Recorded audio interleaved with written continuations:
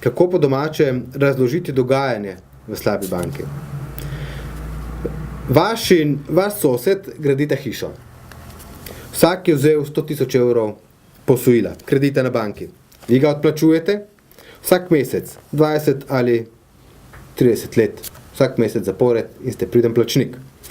In na koncu z obrestni vred vrnete tam nekje okrog 130 000 evrov tega kredita.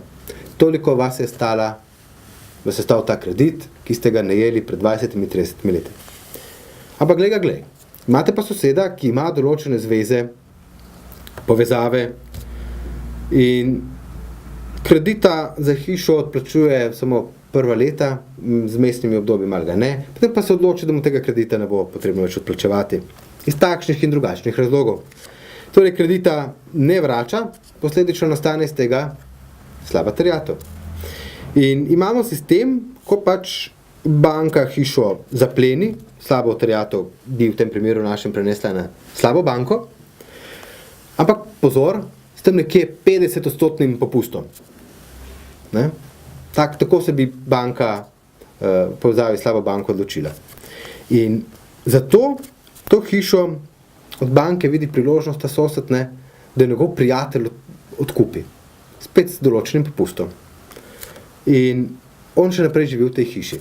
In čez čas, ko mine dovolj časa, 2, 3, 4, 5 let, se pač s prijateljem odločita, da bo za določen znesek temu prijatelju dal denarja in potem od tega prijatelja tudi ta gospod, vaš sosed, hišo celoti odkupil, ampak ne za 100 000 evrov, z vsemi popusti, ki so bili vmes, tam nekje za 60 000 evrov, 50 do 60 000 evrov. Kaj ti vmes seveda so se gospodje dogovorili z banko za znižanje kupnine in za te omenjene diskonte, popuste.